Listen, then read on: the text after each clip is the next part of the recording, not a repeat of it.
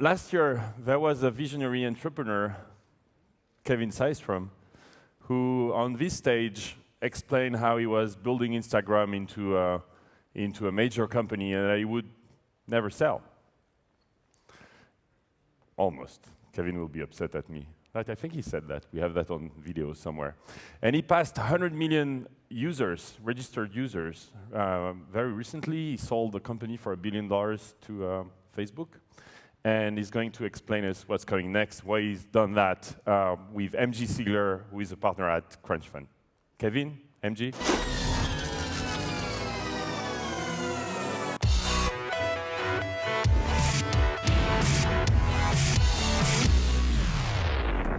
Thank you for coming back, both of you. Thank you, Louis. MG, good to see you. Thanks. Kevin, you're like so used to Paris, now you could live here.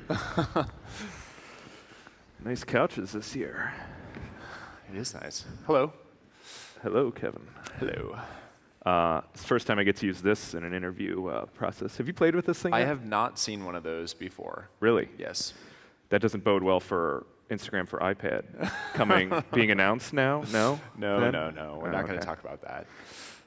This is actually the first time that MG and I have talked on stage. MG was the person who called me 3 years ago when he discovered a link to a service I was working on that became Instagram. And this is the first time we've talked on stage. Now he's just trying to butter me up so I won't ask the hard questions. But I'm happy to talk about me the entire half an hour. The conference gods have smiled upon us because there is actually something to talk about that's breaking right now. And we'll just dive right into that first. I had pages and pages of notes, and then, of course, all that goes out the window to be able to talk about something. So apparently, you guys just shut off Twitter card access. And for those who don't know, that's basically Twitter has, on their website and on their mobile apps right now, they have cards that are able to show certain types of data, and for Instagram, they had been showing images. The full Instagram image would come in, and you could click on a tweet, and you could see the image come down in the feed. That's no longer the case as of like an hour ago or something like that. So what's going on there? I think this is an evolution of just where we are with where we want links to our content to go. And to be fair, when we first integrated with Twitter, by the way, we will always be integrated with Twitter in the way that you can tweet out a photo from Instagram to Twitter. When we first did that, it was just a link. And over time, we realized that there was a need to be able to see that photo. And when Twitter added cards, we had a very minimal web presence. And you were one of the first to implement that, right? We were one of the first to implement it. And I think it was only about 9 months ago or so. So actually well into our history, we started using Twitter cards. And what we realized over time was that we really needed to build an awesome web presence. And just recently, we launched web profiles, which allows you to showcase all of your images from the past. Right. And we also revamped all of our web properties. Now that we're at Facebook, we actually were able to staff up teams to work on our web properties. And now you can like, you can comment, you can hashtag, et cetera, from the mobile website. And because of that, we wanted to make sure to direct users to where the content lives originally to make sure that users on Instagram get the full experience of Instagram. So right now, I know people are probably out there kind of looking at the implementation. We were looking at it a little bit earlier. It looks like partial pictures come in right now. They're sort of cropped weirdly, but those are going to go away entirely, and you want people clicking through that link to come to Instagram itself to be able to see the full picture and be able to comment and like, et cetera. That's correct. I think this is really confusing, and I apologize because I think not many people know what Twitter cards are. It's a hard concept to understand. Really, it's just about where do you go to consume that image? Where do you go to interact with that image? And we want that to be on Instagram.com because we think it's a better user experience currently. Right, and of course, I mean, this speaks to a larger question here. I think Nick Bilton is already calling it the photo wars situation, but it's broader than that, right? It's really about all the different social players, and you guys were acquired by what is, considered the dominant social player, and Twitter is, maybe the second dominant social player, depending on what numbers you're looking at.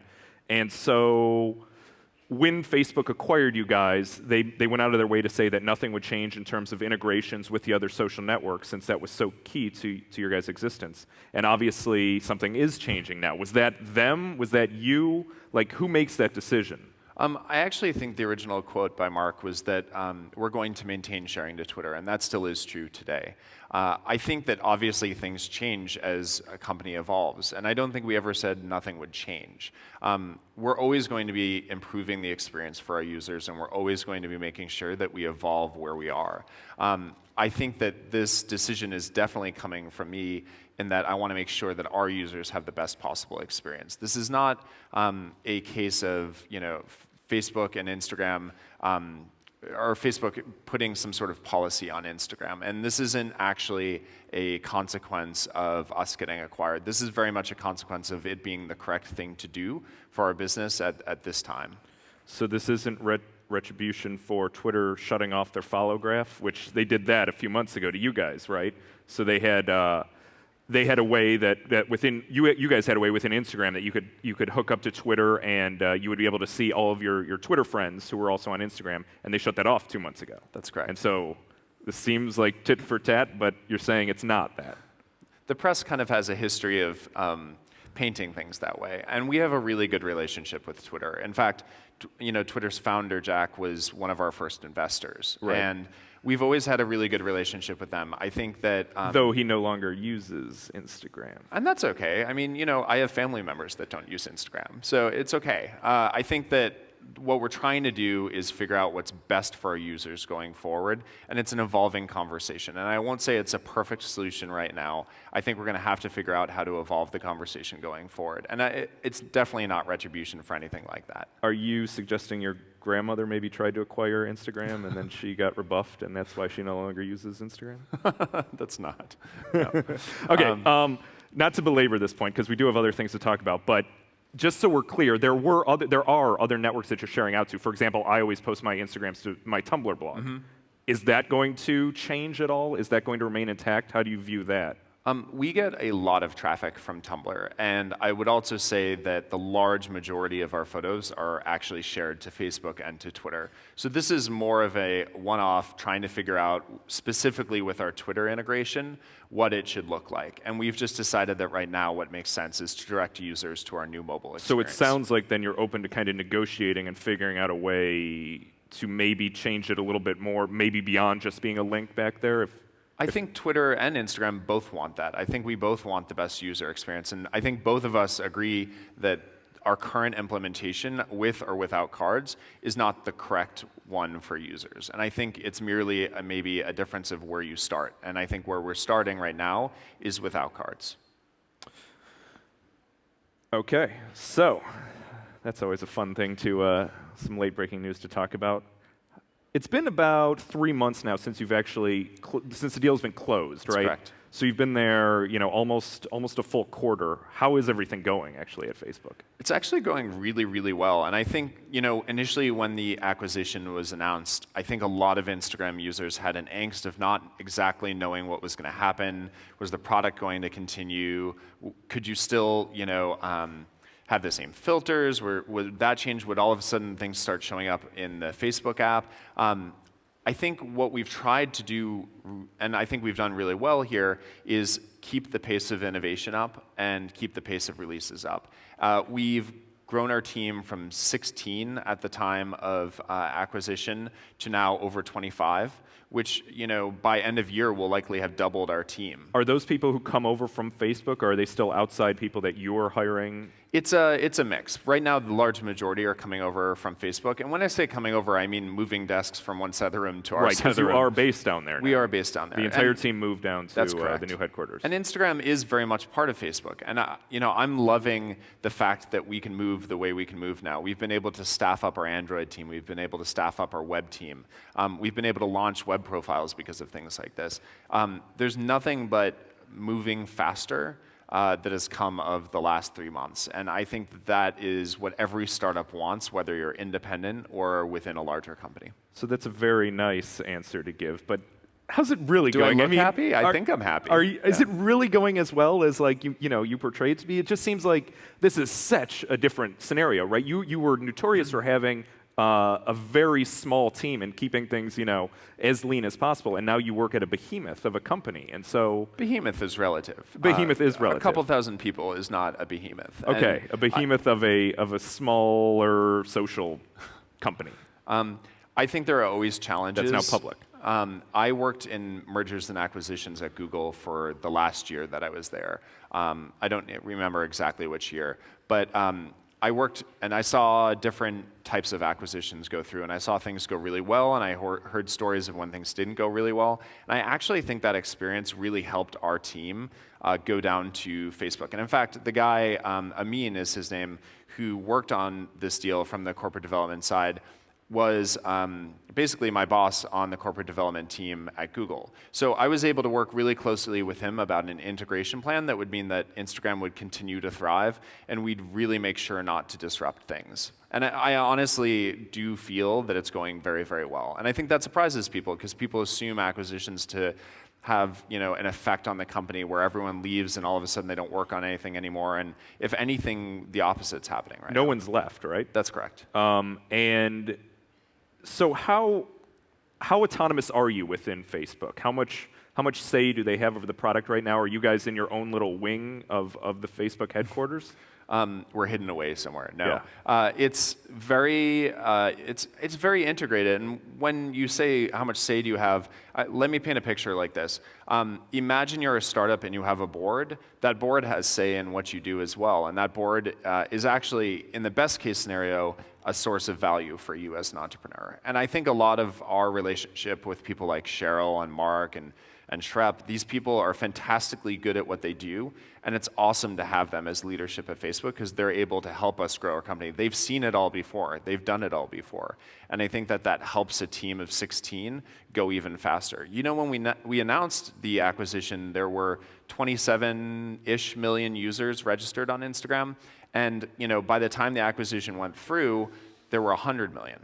And that type of acceleration of speed and growth is something you need really smart people in the room to help with. And it really helps that Facebook has seen this before, especially on the infrastructure side. Correct me if I'm wrong, but Facebook's still not really doing anything beyond what they were doing before to promote you guys in terms of that. Is that right? Or are they showing more Instagram pictures now, or is it just still the accelerated growth from just how well you guys have been doing? Yeah, I don't understand exactly the news feed algorithms and people, I think. If you don't, then I think we're all screwed on understanding that. People, I think we understand a lot more of what goes on inside of Facebook, and we've only been there a couple months. It's actually been not that much time, and right now we're trying to figure out the best way to accelerate Instagram's growth.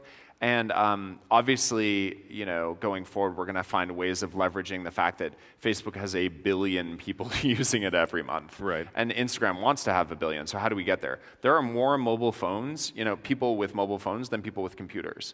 And I think that in the long run, what we'll end up seeing is more smartphones. People will be able to use Instagram to share their daily life. And I think that's really important to remember, that we're at a scale now that we have the ability to be a 1 billion-person company. And that's going to take a lot of expertise and infrastructure, all of which we get by being at Facebook much more quickly. Hopefully you mean 1 billion users and not 1 billion people working at it. Right. No, that would be a very large company.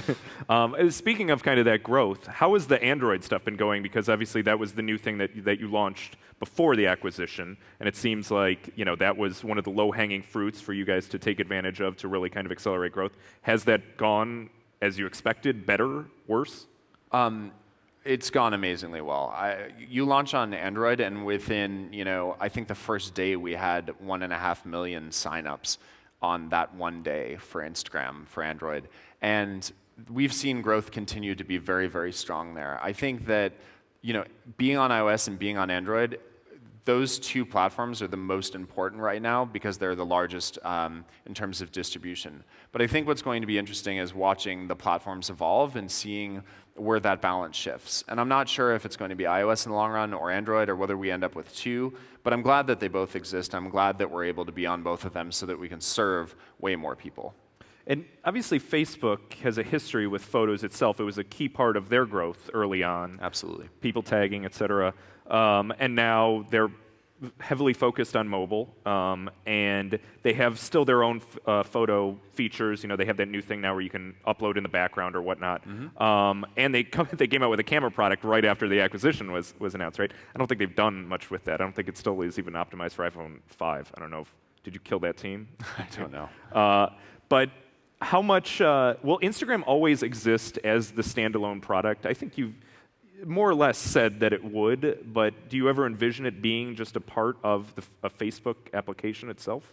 I'll tell you what the current plan is. The current plan is that Instagram exists outside of the Facebook application for a very good reason. In the same way that the Messenger app exists outside. Quick access, ease of use. And for us, we have a different graph. Right. Your friends on Facebook are not necessarily the people you follow on Instagram. But if you drew a Venn diagram, there's actually an overlap of value there. And I think what we want to do is figure out where that sweet spot is in the overlap and figure out what types of things we can do together as not two independent companies anymore, but instead two companies that come together with deep, tight integrations. And we've been able to do tons of stuff with Open Graph because of this. We've been able to send likes over. So now you can see when your friends like photos. Right. We optimize the experience for mobile so that we get a lot of traffic, right? I think all of these things together show a independent path for the Instagram brand and product, much in the way I think people think of YouTube. YouTube continued to be an independent product and brand. At the same time, they were able to leverage the resources of Google by hiring people inside of Google and outside of Google and leveraging the infrastructure that Google had already put in place. Do you view it then as Instagram, will it be able to exist, let's say, I know it's very early on and you've got plenty of earn-out, I'm sure, left to earn, and you're not going to leave Facebook anytime soon. Correct me if I'm wrong. But will Instagram be able to live on without you and Mike around? I think the best piece of advice I ever got from an entrepreneur was, it actually wasn't from an entrepreneur, it was from a book. It talks about building organizations in trying to build them up so that they can exist without you.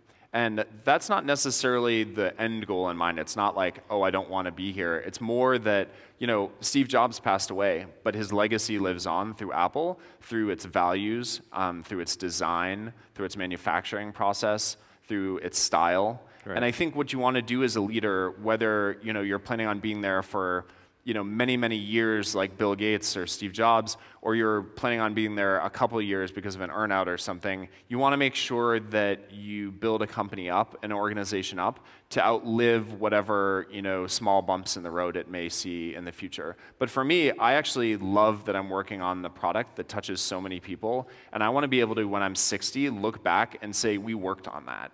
And we made that as big as it could possibly be. And it is by far the biggest opportunity for me right now as an individual, and that's why I work at Instagram, because I actually feel like we're changing the world. And that leads to something that I've been thinking about quite a bit recently. So I talked to a not insignificant number of entrepreneurs recently who now look at the deal that you guys did as almost like a question of did they sell too early, which is odd because at the time of the deal, right, everyone's like, oh my God, $1 billion? Like, that's unfathomable. But now, you guys, like you said, you went from 25 million users to over 100 million users, and who knows how much that accelerates further and where you can go if you get to 1 billion users.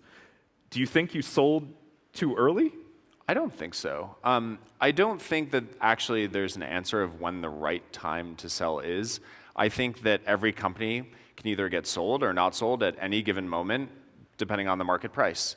And for us, we weren't necessarily going out of our way to optimize for any one given variable, but I think instead trying to figure out a way that we could get to the vision of being the Instagram we wanted to be, the Instagram that captures Hurricane Sandy happening on the East Coast, the fact that everyone shares their Thanksgiving through it. We wanted to be that Instagram more quickly. And I think that at the time, Mark's vision and my vision, which is still the case, aligned. And it was on that one romantic weekend, it sounded like. At least that's the way it was reported, that it was a quick discussion, relatively quick. I think when you're friends with people and when you know them over many years, I actually don't think discussions take that long. It comes down to, and honestly, it wasn't just a weekend. It actually took much longer than that to discuss back and forth. But I think the right thing to remember here is that we were at a special moment in time where the combined vision of these two companies created something in our minds that we thought would be better for the world. And that also, I mean, it had to have been a sort of just really interesting conflict in your head, because you had just also raised a large round. And so you have to raise that round thinking that you're going to, just use that money to really go for it independently, right? And so then this deal comes together, and then all of a sudden that huge round, translates into a $1 billion deal. And how do you work through something like that in your head? I think people think the idea of maybe for me selling your company. For me, it's a transaction. It's about who owns your stock. It's not about a moment in your life that, and now the chapter ends, now you're on to something else. For me, it's much more about like, what can we do now that we are part of Facebook, and what types of opportunities open up because we're part of this larger organization with more resources. But that time when we were deciding, it was very much a question of like, how do we do what we want to do for the rest of our lives and make sure that like Instagram will succeed in a way and never go away. And that's by making sure that it's tied to something that's going to be really valuable going forward. And I think that Facebook is creating an immense amount of value going forward. And their stock is creeping back up in value as well, and that can't hurt. I'm no stock analyst, but it's great to see that Facebook continues to do very well.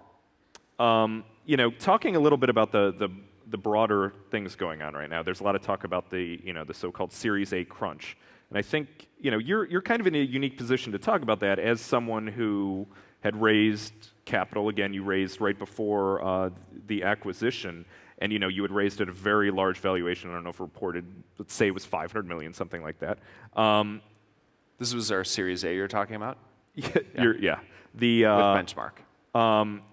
So how did, when you're at that high of a valuation and stuff, now everyone's talking about, well, it's going to be really hard for these companies that are in the hundreds of millions of dollars valuation going into the billions of dollars valuation to be able to raise again now. So like, how do you view the ecosystem right now? Do things seem that much different from when you were out there, raising those rounds as a consumer, mobile-focused application? I think we got very, very lucky at Instagram because we had traction. When you go to raise money for a company and you go to Sand Hill Road and you visit, say, Benchmark in our case for our Series A, it's much, much easier to influence a Series A, or at least get momentum behind it if you have a company that's showing traction. And at that time, we continued to grow very quickly. We had 25,000 users the first day of Instagram. That was a number that was unheard of for many companies. We passed 1 million users far earlier than any other company had, whether it's Twitter or Facebook alike.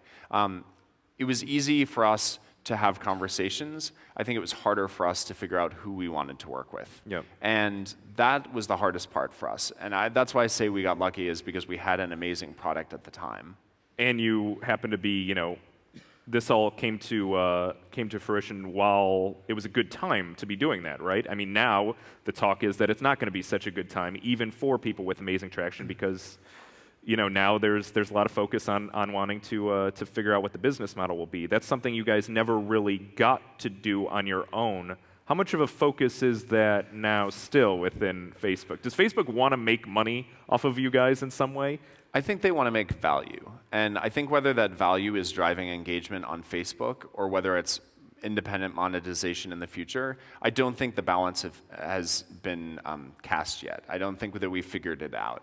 And but you're thinking about it still. Well, I mean, I think, wouldn't you? Like it's your organization and you're growing really quickly and you're trying to figure out how to create the most value for whether it's the parent company or for your team. And I think that what is exciting for us to work on right now is building value for users and also figuring out how to grow the company from where it is today to affecting, whether it's 1 billion people in the future. And the reason why is because every time we see things like Hurricane Sandy, when you open up Instagram and you can go to the Sandy hashtag and immediately see people documenting the world as it happens, you realize the power of this thing. And what you want to make sure is that you reach that point. And I think by creating value, whether it's within Facebook or independently, we're going to figure out how to create a long-lasting organization, just like I said before. One thing I'm excited about for this, this slowing down of the ecosystem is I'm no longer going to get 1,000 Instagram for X pitches, which I must have gotten 10,000 of last year. That must have annoyed you a little bit. Is it annoying or flattering when everything last year was going to be the Instagram of X? I think if you talk to VCs who have been around for a very long time, they have seen this pattern over and over and over again. There was a time where it was Foursquare for pets, and there's always a pattern, or Airbnb for whatever. And I think that, all of these are modern companies, but I've got to imagine that we as human beings we're pattern matching, and we look for patterns in the data. And what we try to do is we try to fit our view of a startup, I think, maybe into a mold of other startups that have been successful. And maybe by associating them, we're able to construct a mental picture of what we want to accomplish with them. It doesn't annoy me at all that people talk about Instagram as being a successful company, because I think it continues to be successful. And every entrepreneur in the world wants that for their organization. And Mike and I really want to make sure that Instagram continues to be successful going forward. And if it's the inspiration for generations of entrepreneurs to, decide to, when they graduate college, to go and start a startup, that creates more value for everyone in the long run. Even if it's 25 different Instagram for video startups? There were a lot of photo sharing services before Instagram came along. You remember some of them, like Treehouse and Pick Please, and there were a bunch. And Instagram was not the first one to come along. And I'm actually really happy if someone does something with video. I think that's... Are you guys not going to do something with video? I've been really public about saying the timing for video, I think, is just very, very difficult. And I think we have all sorts of challenges going on right now at Instagram of scale and figuring out how to make sense of the massive amount of data that comes in every day.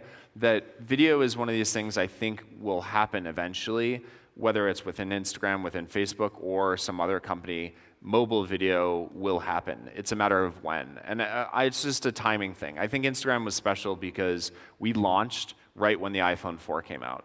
And it meant all of a sudden everyone had a camera in their pocket that actually rivaled that of a point and shoot. And that was a really special moment in time, and I actually think that that contributed to Instagram's success. And therefore, I also think there will probably be a parallel moment in the future where data speeds get to a certain point, where reliability of whether it's LTE or 3G or wherever you are in the world, you can have service and you're not sitting there waiting for a video to download. I think it's just hard, and there will be a moment in which it tips. And that's interesting. So you attribute Instagram's success, at least partially and maybe half as much to kind of the timing of when you were executing what you were executing. Absolutely. Every company in the world, it's all about timing. It's all about shifts in technology and opportunities that get created. And the entrepreneur's job is to look out in the world and decide where the gaps are and where you're going to go fill those gaps.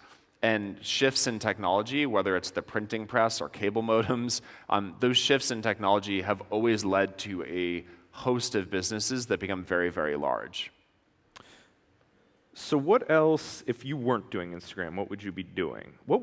Are you going to be the guy who does... It's a really hard question. I know, it's too vague. Are you going to be the guy that does another startup down the road? Do you see yourself doing that? Or are you going to do something else? Are you going to invest, or, switch over to this side of things? Are you recruiting me? Or? Yes. Right now. Do you want a job? You're the one that discovered Instagram. So I think that I don't know where I'm going to be in 10 years. I have no idea. Would I like it to be part of Instagram? Absolutely. I love Instagram. Would I like to invest? Absolutely, because I love seeing generations of entrepreneurs create new ideas and value. And like you and I both love this as well. We love playing with new apps. We love playing with gadgets. That's something that helps us get up in the morning, is that we realize people are working really hard on these problems. Whether it's at a firm or not in the future, I don't know. Or whether it's like I'm working on the same type of things during the day on Instagram, I don't know. No, it's hard to ask. I mean, ask anyone in the room what they're going to be doing 10 years from now and then actually see what people do 10 years. It's actually really hard to predict. 10 years ago, if you asked me what I'd be doing, I have no idea that we'd be on stage right now. Although I'd actually, you know what's core to your values, and photography was always one of those core values. I loved taking photos, and I loved playing with photos my entire life. And it makes total sense that now that we're working on a photography company, that that line got created. And I think it's actually easy to see themes in people's lives. It's just not necessarily where you end up at any given moment. And that's good. That's a good last thing to kind of talk about since we're running out of time. Obviously Instagram before that was a product called Bourbon. And how did you know? There's a lot of entrepreneurs in the audience who I think are probably dancing around ideas and think they're onto something, but they're not quite there. And you guys were like that, right? With Bourbon, you had something that was close to being there, and then you realized that it had to be what became Instagram. How do you get to that point? Was it a moment of revelation, or was it just iteration? I actually think there are very few people in the world who can take a look at an idea and know whether it's going to be successful or not. That's why I think investing is actually really difficult, because you don't know where the team's going to end up. If you looked at what we were doing with Bourbon before it became Instagram, you'd have no idea that we would end up on Instagram. That being said, if you focus on, as an entrepreneur, on making sure that you learn whether or not it's the right idea very quickly, that's what ends up, I think, correlating with success, because it's the groups of people or the teams that have an idea, stick with it, and it just plods along and doesn't really go anywhere, and they don't change it. That's when the companies don't succeed. However, with us, what we would do is we'd put something out, we'd see if it stuck, it didn't, we'd work on something else. It was always related to the original idea, but we needed to iterate very quickly. And that's how we came to Instagram, was by iterating really quickly through multiple ideas until we ended on something that stuck. And it really stuck. And that first day when we decided to launch it to the public and we got 25,000 users, that was a big day for us, because we knew we had something that had potential. But it was up to the next 2 years of our history that meant that we could take something with potential and actually create value out of it. And that's where we are today. All right. Well, fortunately, we're out of time, but thanks a lot, Kevin. Thanks. I appreciate it. Looks like there are a few Instagram and Kevin Systrom fans here. I'm really glad you came back. Absolutely. And you too, MG. Thank you so much. You're coming back next year? I hope so. You had fun in Paris? Yeah, it was a lot of fun. You like it? Yes, Great. absolutely. The food's great. People are great. It's a lot of fun. Excellent. Thank you, Kevin. Thank you, MG.